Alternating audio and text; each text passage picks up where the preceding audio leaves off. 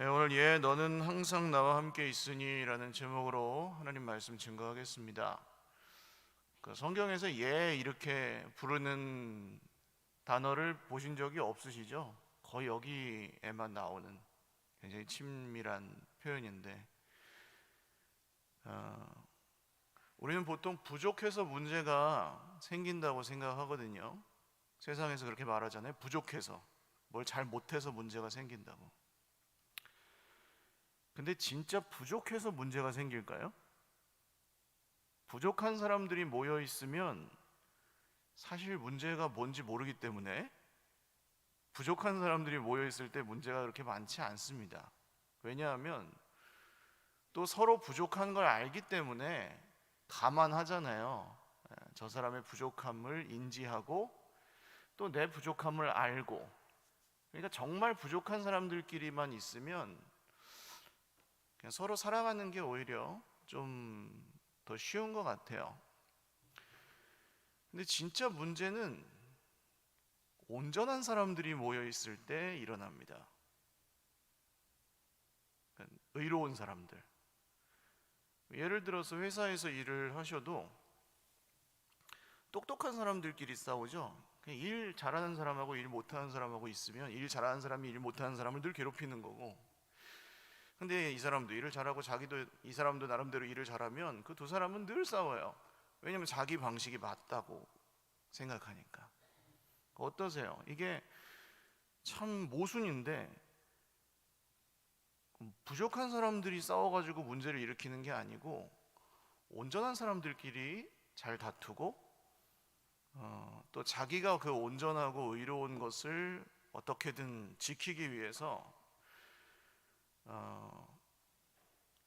현실을, 그러니까 자기가 경험한 그 기억들을 바꾼다든지, 그러니까 자기한테 유리한 쪽으로, 아니면은 다른 사람들에게 이제 이야기를 해서 여론을 이렇게 형성한다든지, 그런 방식으로 자기의 의로움을 지키는, 끝까지 자기가 의롭다는 것을 고집하는 그런 일들이 세상에서 굉장히 많이 일어납니다.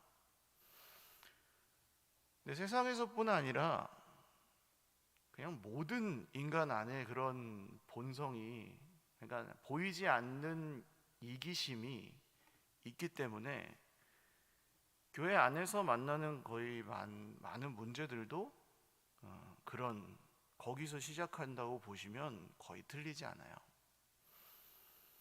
오늘 우리 함께 나눈 그 탕자 이야기 지금 읽고 있는데 앞부분하고 뒷부분을 이렇게 둘로 나눌 수는 없습니다. 이 이야기 전체는 사실 예수님이 바리새인들에게 들려주셨던 얘기라고 말씀을 드렸죠. 그런데 바리새인들은 스스로 죄인이라고 생각하지 않는 사람들이었습니다. 내가 죄인이 아니기 때문에 다른 사람을 판단하고 정죄할 자격이 있다고 믿는 사람들이었어요. 그래서 예수님도 평가하고 또 심지어는 거절하고 배척할 수 있는 사람들이 이 바리새인들이었어요. 그리고 이제 형의 이야기가 이어집니다. 지난주 말씀에서 이어지니까 앞에 이야기 잠깐 드리면, 둘째가 아버지에게 유산을 받아가지고 먼 나라로 가서 허랑방탕해서 다 낭비를 금방 해버리고 창녀들과 함께 그냥 쾌락을 즐기며, 그 잘한 거 아닙니다. 둘째가 잘한 게 아니에요. 둘째의 행동과 모든 태도와 모든 것에 문제가 있었고요. 그게 옳다고 보시면 안 됩니다. 근데 이제 둘째가 깨닫죠. 거기서 다 탕진하고 완전히 비참한 상태가 되었을 때, 아버지께로 돌아가야 되는구나. 면목 없지만 그렇게 깨달아요. 그래서 아버지께로 돌아옵니다. 이걸 이제 회개라고 말씀을 드렸죠. 그러니까 아버지가 어떻게 했어요? 저 동구 밖에 나가 있다가 아들이 오니까 그냥 아직도 거리가 먼데 달려가, 그 체면을 입고 옷을 걷어붙이고 그냥 달려가서 목을 어금맞겨 안고 뽀뽀하고, 가장 친애하는 인사입니다. 이렇게 안아주고 가장 좋은 옷을 가져다가 입히고 반지 끼우고 신발을 신기고 살찐 송아지, 그러니까 뭐그 당장 준비할 수 있는 음식 중에 가장 좋은 음식을 준비하고, 그리고 모든 동네 사람들 다 불러서 잔치를 벌이기 시작했어요. 우리가 하나님과 상관없이 살던 탕자들이었다면 하나님 아버지께서 우리를 받아주시는 것이 이와 같습니다. 할렐루야. 그러니까 우리는 자꾸 이제 뭐 대가를 좀 지불해야 되는 그런 세상에서 살다 보니 하나님께도 늘 죄송한 마음밖에 없잖아요. 당연하고 죄송한 마음이. 근데 하나님 아버지는 아무 조건 없이 대가 없이 우리를 그렇게 받아주셨습니다. 근데 이것이 못마땅한 한 사람이 있었는데 들에 나가서 정말 열심히 했을 것입니다. 아주 정말 온전히 열심히 일을 하고 돌아오다가 큰 형이 이 풍악 소리를 들은 거죠. 막 때 아닌 노랫소리가 막 울려 퍼지고 악기 소리가 울려 퍼지고 사람들이 떠들썩하게 뭘 먹고 있으니 이게 무슨 일이야 하면서 이 성실한 큰형은 종을 불러서 묻습니다. 아직 들어가지 않았어요. 집에 들어가지 않았습니다. 그랬더니 종이 아유 도련님 동생이 아우가 둘째 도련님이 돌아오셨습니다. 그래가지고 큰 주인께서 아버지께서 이 잔치를 벌이셨습니다. 그랬더니 이 큰형이 어떻게 해요? 화가 머리끝까지 나가지고 집에 안 들어갑니다.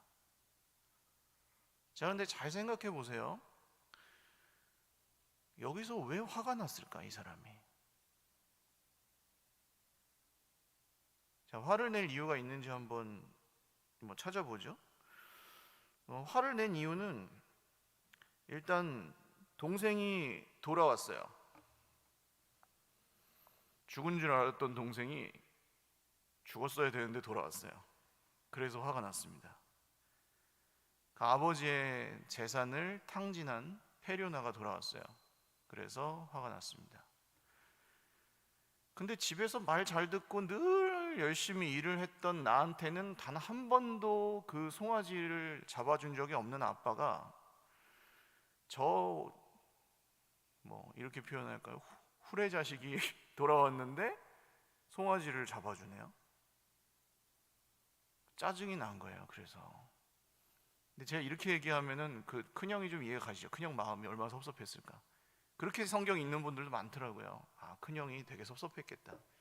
그런 분들은 보통 이제 좀 내 인생에 억울함이 많은 분들, 남보다 좀 내가 덜 받았다 이런 경험들, 억울한 일들을 많이 겪은 분들은 그렇게 보시더라고요. 그렇게 볼 수 있습니다만 우리는 그냥 겉으로만 보고 끝날 게 아니기 때문에 조금 더 생각을 해보죠. 실종됐던 동생이 돌아왔습니다. 생사를 알지 못하던 내 친동생이에요. 배다른 동생도 아니고 친동생이 돌아왔습니다. 생사를 알지 못했는데 우리 아픈 얘기지만 형제들을 먼저 보내신 우리 성도님들도 계시죠. 저도 이제 삼촌 이렇게 어른들 돌아가신 분들이 계세요. 저희 부모님의 형제들 중에 굉장히 그 혈육의 정이라는 게 참 그렇잖아요.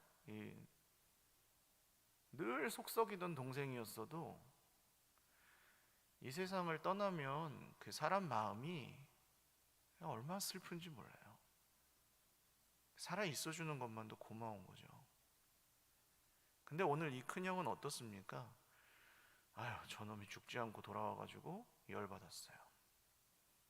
이상한 거죠. 친동생이 돌아왔는데 이렇게 열받은 것은 죽었다가 살아 돌아온 사람을 우리 인생에 강제적으로 이별해야 되는 이 가족관계들이 얼마나 많습니까? 여러 가지 이유로 있어주기만 해도 고마운 건데 돌아온 것 자체를 싫어요. 이해가 안 가는 일이라는 것을 보셔야 됩니다. 그리고 재산과 관련해서는 결국 돈이거든요. 지금 이 상황에 제일 중요한 게 돈인데, 아버지가 둘째가 재산을 달라 그러니까 둘째한테 줬어요. 한 몫을.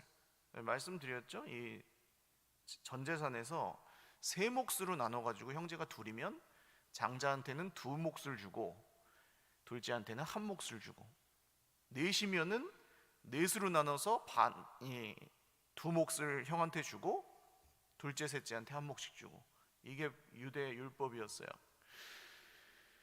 성경을 보시면 이 첫째한테는 안 준 게 아니고 첫째한테는 이미 줬습니다. 그러니까 나눠가지고 3분의 2는 첫째한테 줬고 둘째한테는 한 몫을 준 거예요. 그걸 보셔야 됩니다. 그러니까 이미 줬어요. 위에 지난주 읽었던 말씀 보시면 12절, 그 살림을 각각 나누어 주었더니, 이건 둘째한테만 줬다는 게 아니고 첫째한테도 주고 둘째한테도 줬다, 그런 뜻이에요. 그러면 어차피 이 동생이 집에 있든 나가서 허랑방탕을 했든 아버지가 동생한테 준 거는 형이 관여할 바가 아니죠. 근데 화가 났어요. 걔가 죽었든 살았든 어차피 걔한테 줄 돈인데 화가 났어요. 저 미련한 동생놈이 저 귀한 돈을 가가지고 저 따위로 쓰고 와가지고 화가 났어요. 근데 사실은 그 돈은 자기 게 아니에요. 아버지 거지. 자, 이제 이 동생이 왔는데 아버지가 나랑 상의도 안 하고 나한테 줬잖아요. 나한테 줬는데 나한테 상의도 안 하고 살진 송아지와 반지와 옷과 신발을 저 나쁜 놈한테 줬어요. 아버지가 나한테 다 줬잖아요. 나머지는 3분의 2는 다 줬으니까 이게 다 내 건데, 밭에서 일을 하는 사이에 아버지가 감히 거기서 이 재산을 빼가지고 저 동생 놈한테 줬어. 자격 없는 놈한테. 그러니까 화가 났어요. 근데 왜 이상합니까? 이게 형이 가지고 있는 이 두 몫은 원래 누구 거예요? 누가 준 거예요? 아버지가 준 거잖아요. 근데 감히 아버지 이러실 수가 있습니까? 나한테 다 줘놓고 이렇게 하는 거예요. 아버지 입장에 생각해 보세요. 누가 후레자식입니까? 이 첫째도 후레자식인 거예요. 못된 놈입니다. 근데 자기가 못된 놈이라고 생각을 안 하는 거죠. 돈 문제 같지만 돈 문제가 아니에요. 지금 형이 화가 나는 이유, 결국에는 저는 사람들 사이에 이런 큰형 같은 부류가 있고 둘째 같은 부류가 있다, 이렇게 보시면 안 됩니다. 여러분, 우리 한 사람인데 우리 안에 큰형도 있고 둘째도 있더라고요. 인정하셔요? 우리 안에 이 둘째 같은 호랑방탕하여 아버지께서 주신 것을 허비하고 지 마음대로 살려고 하는 그 둘째도 우리 안에 있고, 나는 잘했는데 하면서 딱 거기서 권리를 주장하고 싶어하고, 거기서 딱 잘나가지고 남을 탁탁 이렇게 평가하고 싶어하고 그런 첫째도 있더라고요.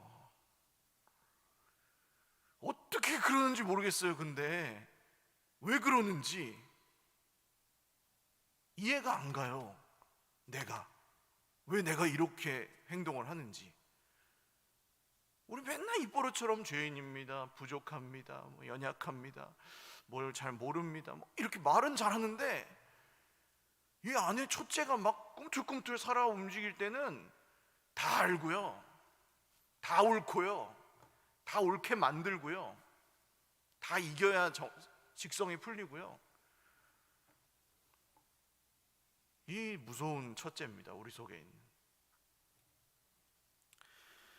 자, 이 첫째가 이렇게 이제 받아들이기 시작하면서 생기는 여러 문제들이 있는데, 제일 큰 문제는 집에 안 들어간다는 겁니다. 집에 안 들어가요. 집에 못 들어가죠, 지금.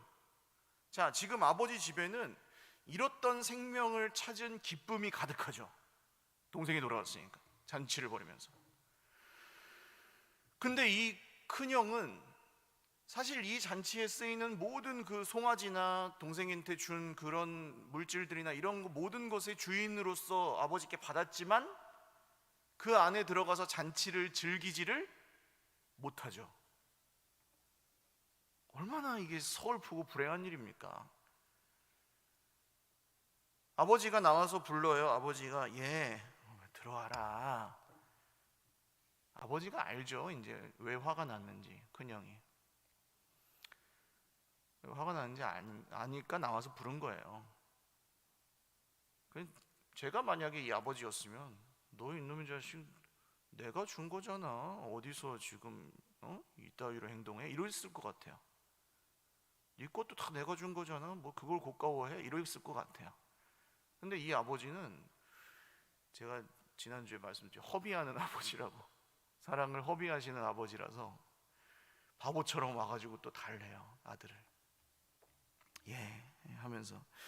그랬더니 이 아들이 뭐라고 하냐면, 내가 여러 해 아버지를 섬겨 명을 어김이 없거늘 내게는 염소 새끼라도 주어 나와 내 벗으로 즐기게 하신 일이 없더니 아버지의 살림을 창녀들과 함께 삼켜버린 이 아들이 돌아오매 그를 위해서는 살찐 송아지를 잡으셨습니다.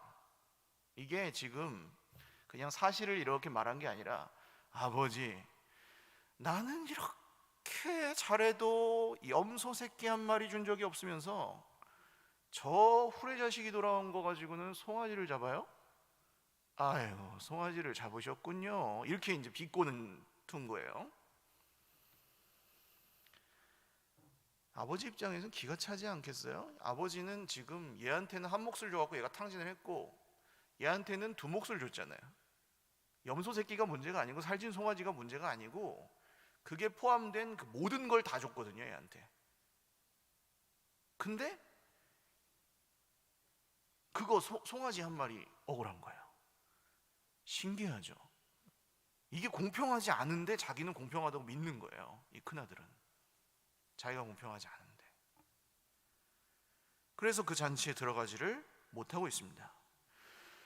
또 한 가지 문제는 아버지에 대한 공경과 사랑이 없어요. 전혀 없어요. 여기 내가 여러 해 아버지를 섬겨 명을 어기며 내가 본 적 없거늘 아버지의 살림을 창녀들과 함께 삼켜버린 이 아들.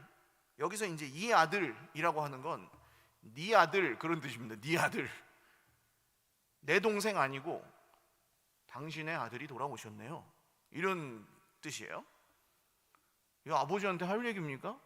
우리 자식들이 있으시잖아요. 그런데 얘네 둘이 싸우더니 저한테 뭐 와가지고, 아버지의 아들이 저런 짓을 합니다. 한 놈이 그렇게 얘기하면은 너 이놈 자식 하면서 한 대 쥐어 박아야죠.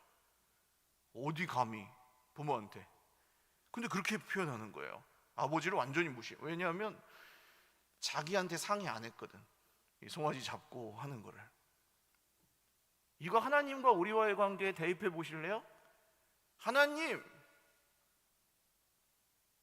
왜 그렇게 하십니까? 이러는 거예요. 하나님 실수하셨는데 어떻게 저런 인간을 그냥 내버려 두시지? 이런 식으로 생각하는 거예요. 근데 이런 생각을 감히 사람이 해요. 무섭죠. 얼마나 무섭습니까? 이 말씀이 그냥 이야기라서 이렇게 그냥 쓱 지나가지만, 이 우리 속에 있는 그 하나님을 대적하는 뿌리 깊은 죄성과 이기심을 아주 그냥 밝히 드러내는 이야기거든요. 또 한 가지 문제는 이제 아버지 집에 못 들어가는, 기쁨이 있는 그 아버지의 잔치자리에 못 들어가는 거, 그리고 아버지를 공경하고 사랑하지 못하는 거, 그리고 이제 마지막 세 번째는 사랑을 하지 못해요. 자, 여기 이제 창녀들과 함께 삼켜버린 이 아들, 내 동생이 아니잖아요. 이 창녀들과 함께 삼켜버린 이 당신의 아들, 그리고 자기는 뭐예요? 내가 여러 해 아버지를 섬겨 명을 어김이 없는 아들, 나는. 이게 지금 이 큰형이 동생을 사랑하지 못하는 이유입니다. 아까 처음에 말씀드렸죠. 부족한 사람은 사랑할 수 있어요. 서로 부족하면. 근데 온전한 사람이 부족한 사람을 사랑하는 게 어려워요. 이상하지 않으세요? 이거 우리 그냥 상식적으로는 온전한 사람이면 사랑을 더 잘해야 될 것 같은데, 그죠? 가진 것도 많고 넉넉하고 바르게 자랐고 바르게 행하고 있으면 좀 죄인을 용서해주고 품어주고 그럴 수 있을 것 같은데 안 그래요. 그 온전함으로 사랑하기를 거부하고 정죄하고 그 위에 올라서려고 하고 잘하는 사람이. 자, 이 오해하시면 안 되는 게 잘하는 게 죄가 아닙니다. 잘하는 게 죄는 아니에요. 근데 오늘 이 형의 입장에서는 이 사람이 아버지께 나아가지 못하는 이유, 아버지 잔치자리에 들어가지 못하는 이유, 또 아버지를 공경하지 않는 이유, 또 동생을 죽었다가 살아 돌아온 동생을 반기지 않는 모든 이유가 사실은 자기의 온전함 때문입니다. 진짜 이 형은 아버지의 명을 거스른 적이 없었을 것입니다. 다 제대로 했을 것입니다. 그리고 그걸 통해서 아버지에게 장자의 권리를 자기가 받았다고 생각하고 있을 것입니다. 내가 잘했기 때문에, 내가 완벽하게 했기 때문에 아버지도 나한테 어쩔 수 없고 동생은 저건 인간도 아니고 그렇게 생각을 하는 거예요. 어떤 유명한 사람이 한 얘기인데, 바리새인을 하나님께 못 가게 하는 장애물은 그들의 죄가 아니다. 그들의 저주받을 온전함이다. 자기가 너무 온전해가지고 하나님께 못 나가요. 내가 잘못한 게 없으니까. 자기가 자기를 구원하면서 사는 거예요. 아버지 필요 없어요. 뭐 아버지도 내가 잘했으니까 나를 인정해서 준 거잖아요. 그러니까 아버지도 사실은 그냥 가끔 얘기는 하지만 아버지를 공경을 안 해요. 이 사람은 온전하기 때문에. 아버지가 필요 없는 사람이에요. 이 첫째 아들이 사실은 온전한 사람이 아니고 그 집안에 있는 탕자다. 예수님은 그런 얘기를 오늘 하고 계십니다. 이 온전함이 자기의 그 의가 여러 가지 문제들을 우리에게 현실적으로 가져다 줄 수 있는데, 아까 그런 나누었던 이야기들에 더해서 이 큰형과 같은 그 마음이 우리 속에 있을 때 그 어떤 이제 일이 생기면 화가 납니다. 화가 잘 납니다. 내가 잘못한 게 없는데 지금 나한테 이런 피해를 준다고? 내가 잘못한 게 없는데 지금 나를 이렇게 탓한다고? 네가 그렇게 말할 자격이 있어? 없잖아. 그러면서 이제 화가 이렇게 확 몰려와요. 본인이 그거 이기지 못해요. 그리고 그래서 복수하거나, 오늘 이 가시돋친 말이 나오죠. 이렇게 하거나. 이 전염병 같아가지고 한 사람이 이렇게 시작하면은 가시돋친 말이 팍 나오잖아요. 그러면은 이 사람 속에도 큰형이 있기 때문에 그 사람에게서도 또 팍 나와요. 그러니까 이게 돌아다니는 거예요. 그 설교 시간에 할 수 없는 말, 이 돌아다니는 거예요. 이게 굉장히 무섭습니다. 안 없어지고 그게 계속 돌아다녀요. 저는 죄가 무섭다는 거를, 이런 상황을 현실에서 지금 많이 보거든요. 착한 사람들, 의로운 사람들이 원망만 해요. 남 탓만 해요. 자기는 몰라요. 자기가 남 탓하고 있는 줄도 몰라요. 진짜 부족한 사람은 자기가 잘못했다 미안하다고 그러고, 미안합니다 그러고, 잘해봅시다 그러고, 의로운 사람은 남 탓을 해요. 일단 그 화가 나가지고 스트레스 받아가지고 자기한테 안 좋습니다. 다른 사람한테도 안 좋고. 그리고 또 견디질 못해요. 그 자기가 너무 의로웠다 보니까 이게 조금이라도 망가지면, 누가 이렇게 조금이라도 넘어 들어오면은 견디질 못해요. 그냥 확 무너지는 거예요. 어떻게 나한테 그런 얘기를 할 수 있어? 넌 얼마나 잘나서? 이제 이렇게 막 하거나, 아니면 자기가 갖고 있는 그 죄책감 같은 것으로부터 벗어나질 또 못해요. 그 사람 속에 그 자기의 의로움을 지키고자 하는 마음이 너무 크다 보니 반대쪽으로 또 확 무너지면, 그래 다 내 탓이 죄책감, 그 죄책감으로부터 또 벗어나지 못하고, 이런 문제들을 겪어요.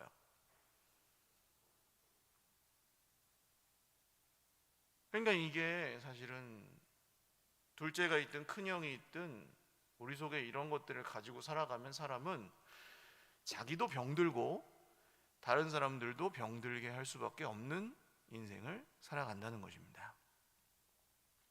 자, 그러면 해결책이 있어야 되겠죠. 여기서 해결책이 있어야 되는데, 지난주에 여기 15장에 나오는 얘기 중에 잃어버린 양, 그 다음에 잃어버린 동전, 그 다음에 세 번째 얘기가 이 얘기잖아요. 그러니까 양하고 동전은 찾으러 가는 사람이 있었어요. 그죠? 잃어버린 양의 목자, 그리고 동전은 그 동전 잃어버린 여자가 찾았어요. 근데 이 얘기에서는 찾는 사람이 없어요. 의도적으로 그 자리가 비어 있어요. 아버지가 형을 부르러 나간 것은 뭐 하나님이라고 우리가 연상할 수 있지만, 동생은 어떡합니까? 지금 동생 아버지가 받아줬지만 지금 형이 아버지,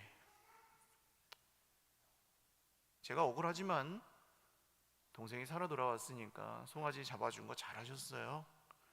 옷 입혀주신 거 잘하셨어요. 내 동생인데 반지 끼워주신 거, 신겨주신 거 잘하셨어요. 얼마든지 더 하셔도 돼요, 아버지. 어차피 다 아버지가 주신 건데요, 뭐. 제 동생을 다시 잘 받아줘야죠. 형이 이렇게 해야 동생이 돌아올 수 있는 거예요, 지금. 안 그러면 동생 다시 나가야 돼요. 왜냐면 다 이거 지금 아버지가 동생한테 준 게 형 거거든요, 지금은. 현재 상태로는. 그러니까 형이 있어야 돼요. 동생을 그대로 받아주는 형이 있어야 동생은 다시 이 집에 들어올 수 있습니다. 근데 그 자리가 비어 있는 거예요. 형이 지금 끝까지 고집 부리고 안 들어가니까.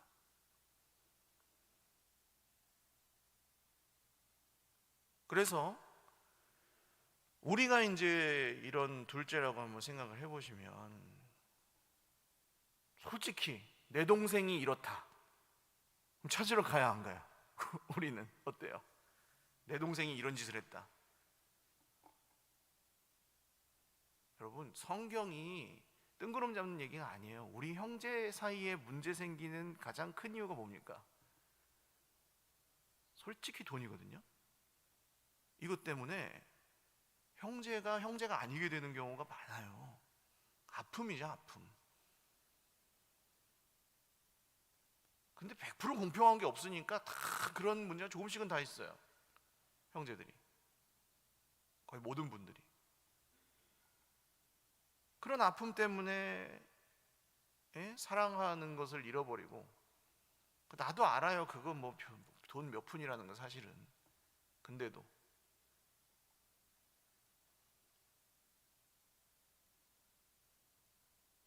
내 동생이 근데 이런 짓 하면 찾으러 안 갑니다. 그냥 버리죠. 호적 파버리죠. 그런데 하나님 앞에서 우리가 이런 존재였다는 것을 인정하는 것이 믿음의 출발점이죠. 하나님 앞에서 우리가 이런 둘째 같은 사람들이었다는 것. 아버지를 떠나 내 마음대로 살려고 했던, 그러니까 뭐 그게 무슨 죄예요? 내가 이 세상의 주인공은 나예요, 이렇게 생각하시는 분들은 복음을 별로 필요로 하지 않고요, 제가 그런 죄인이었군요 라고 깨닫는 분들이 예수님을 믿죠. 그러니까 이 둘째, 나는 그런 둘째 같은 인간이었다는 것을 인정하는 사람들이 성도가 되는 거죠.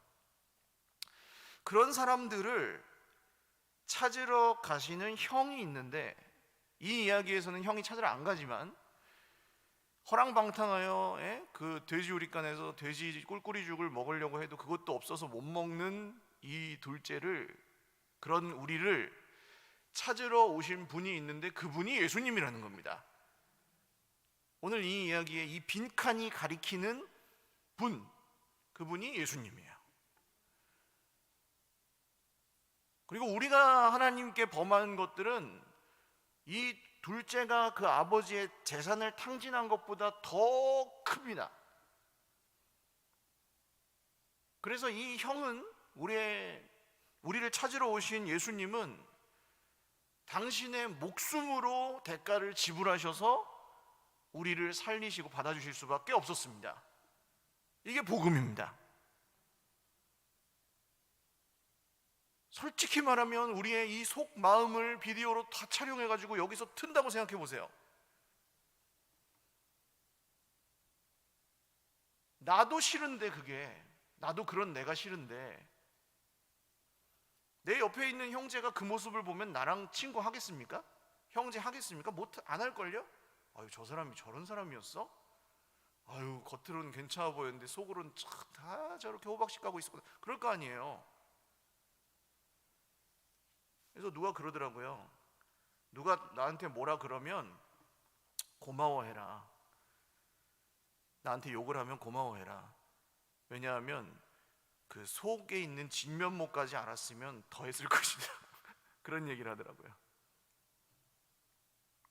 우리는 우리의 진짜 속을 다 보여준다 그러면 어우, 저런 사람, 어우, 저희 사람이야? 그럴 거예요, 아마 서로에게.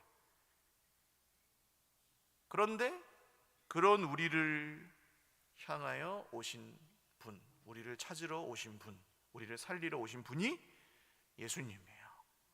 할렐루야. 그래서 어디로 데려가셨습니까? 잔치자리로 데려가시는 거예요. 누가복음 성경에서도 그렇고 신약 성경 전체에서도 그렇고 잔치자리가 배경이 되는 말씀들 많이 읽어보셨죠? 잔치자리.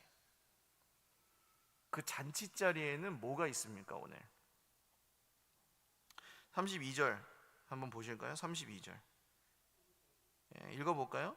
이 내 동생은 죽었다가 살아났으며 내가 잃었다가 얻었기로 우리가 즐거워하고 기뻐하는 것이 마땅하다 하니라. 주변에 사랑하는 분을 먼저 하늘나라로 보내신 우리 형제들은 아실 거예요. 내 재산을 전부 준다고 주면은 그 사람이 살아 돌아온다. 그럼 어떻게 하실 겁니까? 저는 줍니다. 돈이야 다시 벌면 되죠. 그 사람은 또 못 돌아오는데 돈 다시 벌면 되잖아요. 내 아들이 아프면은 아픈데 수술비가 한 5억 든다. 그럼 집 팔아요, 안 팔아요? 팔죠. 그건 뭐 고민해요? 여기서 큰형이 고민하는 건 그런 거예요. 돈. 근데 사실은 그렇게 중요한 게 아니라고요, 사람에 비하면. 그게. 그래서 사람이 돌아와서 하나님께 있으면, 여러분, 내 옆에 있는 형제가 부족하지만 그 사람이 하나님 따라가려고 하면 기쁜 거죠. 이렇게 보셔야 된다니까요. 아, 저 인간이 저 밖에서 교회 밖에 있었으면 얼마나 많은 사람한테 피해주고 힘들게 했을 텐데 그나마 여기 있으니까 하나님 그냥 마당이라도 밟는구나, 이렇게 보셔야 된다는 거예요. 이게 사실이니까. 그래서 그 사람 보면 기쁨이 있는 거예요.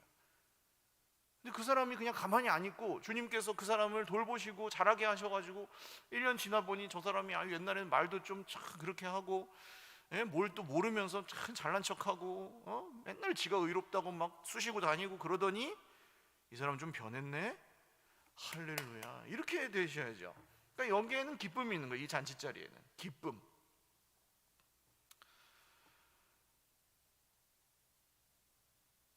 우리 속에 큰형이 펄펄 살아뛰어 숨쉴 때는 아까 말씀드렸죠. 그 잔치자리에 안 들어간다고요. 기쁨의 자리에 안 들어가요. 그러니까 이 형은 자기는 정말 잘못한 게 하나도 없는데 기쁨은 하나도 못 누리는 거예요. 아버지의 잔치자리에 안 들어가니까. 그러니까 그 신앙생활에 기쁨이 없어요. 무서운 거예요. 열심히 할 거 다 하는데 죄인이 누리는 그 기쁨 한 자락도 없어요. 이 형한테는. 둘째는 얼마나 다행입니까? 야, 내가 굶어 죽을 줄 알았는데 아빠가 이렇게 받아주네? 할렐루야 하고 거기서 기뻐하고 즐기잖아요. 다 털어먹고 쥐뿔도 없는 사람인데, 근데 이 큰형은 그걸 다 가지고도 기뻐하지 못한다고요. 와, 신기하지 않으세요 이거? 기도를 해도 기쁨이 없어요. 나를 힘들게 하는 그 인간 때문에.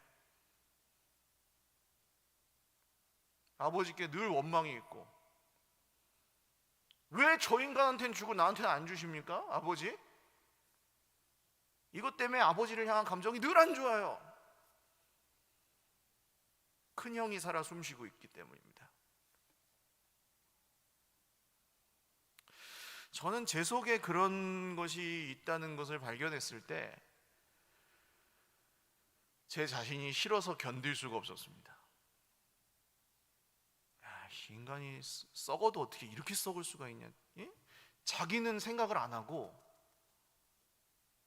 알긴 기가 막히게 알고 말도 기가 막히게 하는데 자기 모습은 하나도 생각을 안 하고, 저 뭐 힘들게 한 사람이나 뭐 억울하게 만든 사람이나 그런 사람 한 명 생기면 아버지 이러다 이러 하실 겁니까? 그래가면서 원망하고. 아니, 또 그렇게 안 하죠. 대놓고는 안 해요. 이 큰형은 점잖은 사람이기 때문에 겉으로는 이렇게 착하게 합니다. 여러분, 억지로 착해지려고 하지 마세요. 그 예수님 믿는 거랑 다릅니다. 그것 때문에 예수님 못 믿을 수도 있습니다. 좋은 사람이고 싶죠. 체면 문화도 있고, 좀 그래도 내가 예수 오래 믿었으니까 좀 좋은 모습 보여주고 싶고 그런 건 있는데, 그거를 막 너무 꾸미실 필요는 없어요. 그것 때문에 예수 못 믿어요. 그거 하다가.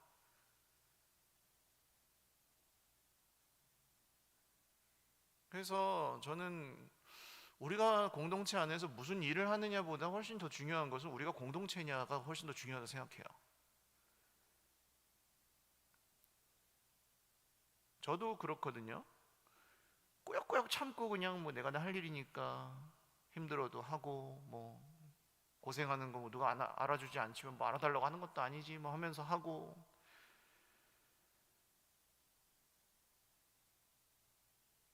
그렇게 그냥 괜찮은 척하고 하다가 어느 날 그냥 빵 하고 터진 날이 있죠.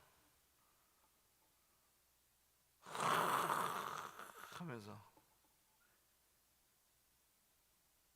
착한 척하다가 괜찮은 척하다가 정체가 드러나는 겁니다. 저는 그래서 우리가 이런 우리 속에 있는 그 큰형과 둘째를 일단은 인정하는 게 필요하다고 생각합니다. 발견될 때마다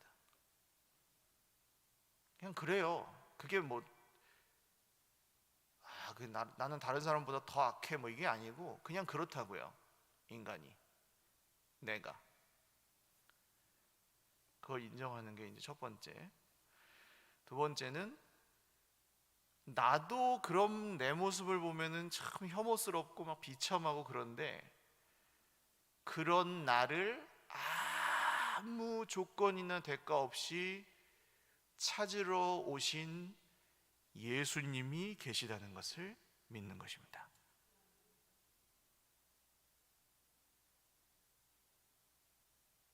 기적이죠.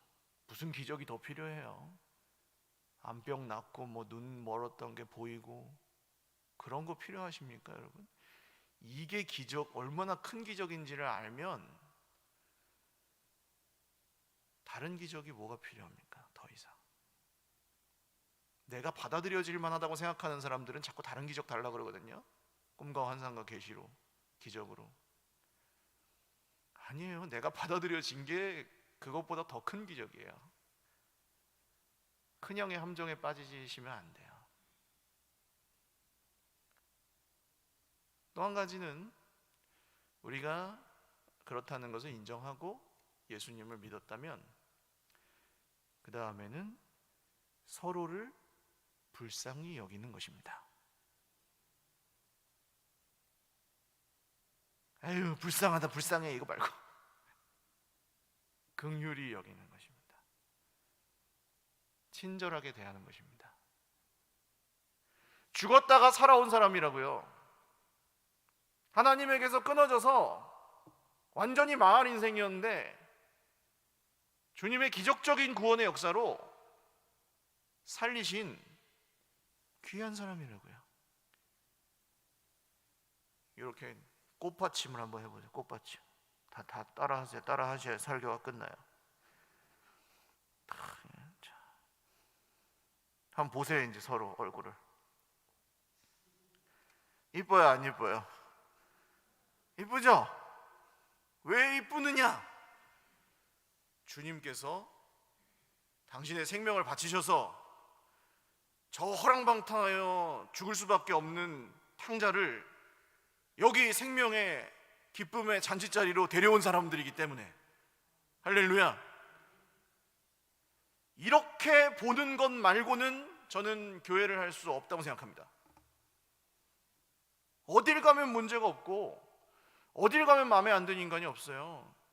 회사도 이 회사에서 마음에 안 드는 놈이 있어가지고 다른 회사로 옮기면 그 똑같은 놈 또 있어요.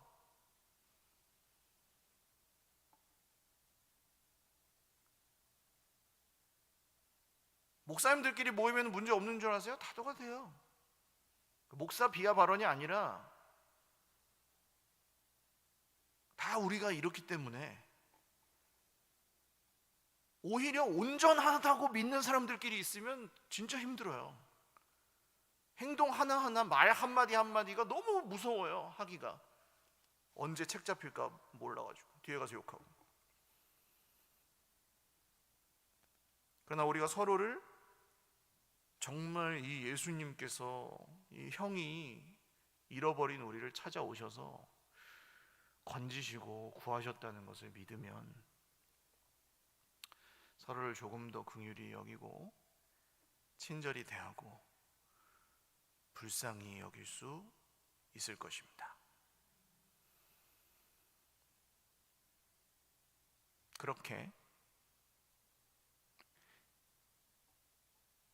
사실 수 있기를. 그건 산다는 게 완벽하게 사십시오 이게 아니라 살아나시라는 얘기예요. 이런 것 때문에 힘들지 않으세요? 날 힘들게 하는 문제가 이 문제 아니세요? 대부분?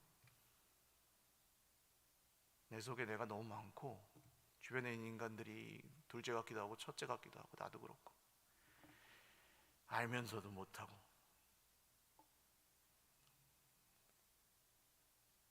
이 길을 잘 함께 따라가는 우리 모두가 되실 수 있기를 바랍니다. 제가 잠깐 기도하겠습니다. 하나님 아버지, 잘 모르겠습니다.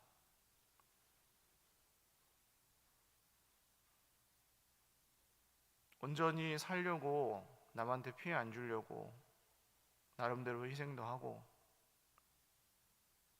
애를 쓰면서 사는데 돌아오는 것은 억울함과 참 비난과 원망과 이런 것들이 돌아오고 언제까지 이렇게 살아야 되나 싶고 포기하고 싶을 때도 많고 슬플 때가 많습니다, 주님. 더 슬픈 것은 우리 안에 큰형도 있고 둘째도 있어서 어쩔 때는 화가 머리끝까지 나가지고 도저히 참아지지가 않습니다. 어쩔 때는 내가 어떤 인간이었는지는 다 잊어버리고 그 인간 때문에, 그 인간을 저렇게 그냥 놔두시는 하나님 때문에 너무 힘들고 고통스러울 때가 있었습니다. 주님, 우리를 긍휼히 여겨주셔서 그런 우리를 살리시러 오신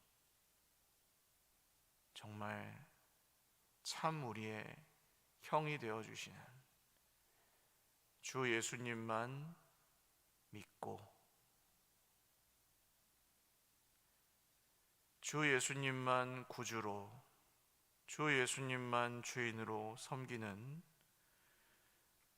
사랑하는 우리 모든 형제 자매들 또한 제가 되게 하여 주기를 원합니다. 공동체를 함께 이루어가는 것이 참으로 어렵습니다. 부족해서 안 되는 게 아니라 너무 의로워서 잘 안 됩니다. 주님, 우리를 긍휼히 여겨 주십시오. 그리고 주님께서 주님의 교회를 세우신다고 하신 모든 약속을 이루어 주십시오. 부족한 종을 긍휼히 여겨 주시고 제 안에 이 둘째와 큰형과 같은 모습을 주님께서 변화시켜 주시기를 원합니다. 사랑하는 우리 모든 형제 자매들에게 이 은혜를 계속해서 부어주시고 날마다 이 기쁨의 잔치 자리에 참여할 수 있도록 저희 모두를 인도하여 주시옵소서. 감사하옵고 예수님의 이름으로 기도 올리옵나이다. 아멘. 네, 오늘은 제가 인도하는 기도회 없이 각자 기도하시고 돌아가시는 걸로 하겠습니다. 그리고 저를 위해서 좀 기도해 주실 것은 제가 나름대로 이제 자기 관리를 하고 쉰다고 쉬는데 설교를 하려고 예배 인도를 하려고 하면은 숨이 차고 가슴이 쪼이고 막 그런 증상이 있어요. 전부터 있는데 그냥 저도 괜찮은 척하고 하고 있는데 뭐 이게 쉰다고 좋아지는 것만 같지는 않습니다. 그냥 뭐 이렇게 늘 뭔가 이렇게 제가 짊어지지 않아도 될 것들을 짊어지고 있기도 하고 뭐 이제 뭐 그러면 이제 그냥 상투적인 표현으로는 주님께 맡기세요. 기도 더 열심히 하세요. 이렇게 뭐 해결을 해야 되겠지만 뭐 그러면은 뭐 형제 자매들이 뭐로 있어요? 저를 사랑하시는 우리 형제 자매들이 저를 위해서 좀 기도해 주시고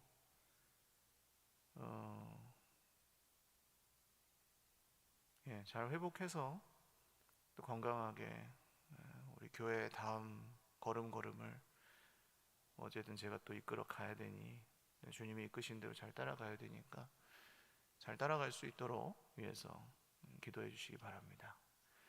네, 각자 자유롭게 기도하시고 오늘은 충분히 기도하신 후에 돌아가도록 그렇게 하겠습니다.